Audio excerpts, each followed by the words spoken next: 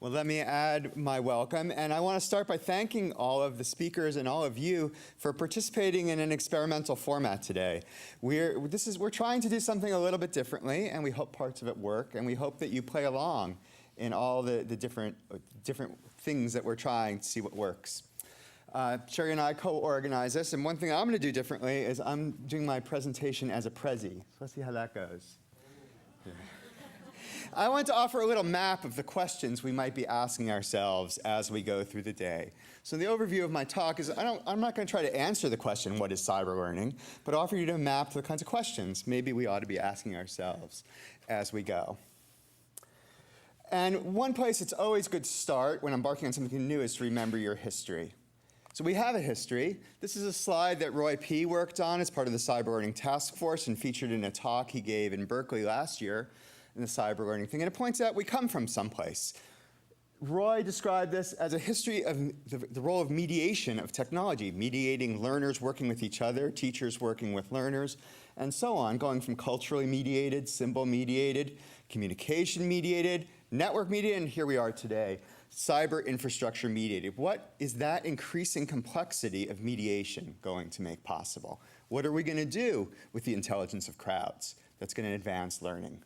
So we want to keep that history in mind. Where have we been and where are we going? And now let's go into the map itself. So as Janet pointed out, cyberlearning really comes from two things coming together. And the first is an understanding of how people learn. And as a benchmark for that, I'm featuring the book, How People Learn. And it offers us some perspectives that we can use to question what we see today. Is it learner-centered? How is it knowledge-centered? How are we representing and making use of knowledge in what we do? With cyber infrastructure comes fantastic opportunities to be assessment-oriented because we can collect more data more easily than ever before. How are we making use of that? And I think most important of all, how is it community-centered? How are we leveraging the fact that these technologies make new forms of community possible? Now, on the powerful technology side, we really have an amazing list of technologies represented here, and I couldn't even list them all around the circle. Well, some of these will prove to be incredible boons for learning, and some maybe will fizzle. How are we going to know what's really important? I think this summit today should help us start to gain eyeglasses to look at this future of technology and start making some judgments about what's going to be important, what's going to be fruitful. And we see those two coming together at three different levels.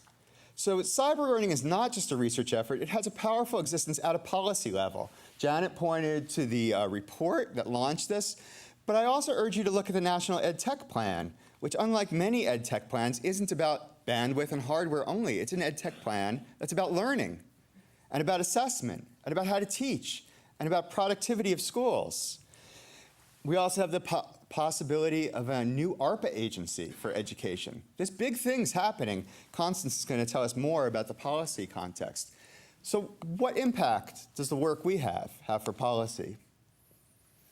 Then there's a changing R&D environment. We don't have to build software or technology for school the way we used to. When I started out, you had a professor with an idea, you hired a programmer to write an application, and then you got a graduate student to watch it. Well, are we still doing those things that way, or are we moving with the trends in how technology is being developed? Are we involving communities in building our technologies, for instance? And of course, all of this is in part because we care about addressing STEM learning needs. Here I've put a very traditional picture of that, the pipeline picture. We have a leaky pipeline. Is that the right metaphor for a cyber learning universe? You know, I recently read about people who in the desert are finding new ways to collect water. And they put up this very fine mesh up in the air, and it collects the dew that drifts through the air. And instead of a pipeline for STEM learning, what if we had a mesh that caught kids and caught all those drips and condensed them? Could we have different metaphors for how we think about how we build the community we need? Of course, this is all very much in the spirit of questioning today and learning to ask better questions.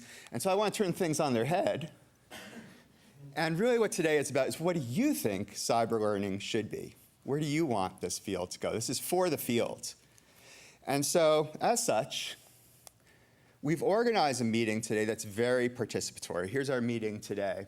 First of all, the speakers that we have today are speakers that the field nominated as who should be here today, and we listened to those nominations. Over on the right side of the stage, we have a graphic facilitator, Ken Nuttall, and he's graphically capturing what's said today. And these posters will be in the social areas for you to talk more about, and there'll be Post-it notes where you can add to these posters your own thoughts.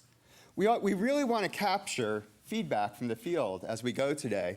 So there'll be the graphic facilitator. We have Ron Freed, our videographer, who's doing man-on-the-street videos. And if you have something you want to say, please say it to Ron. So we capture this, and we'll assemble a little montage of what people have been saying. We have Twitter, where you can Twitter, and we have the alternative for Twitter for people who want to submit remarks that are coming up to them. Where's Judy? Do you have litter?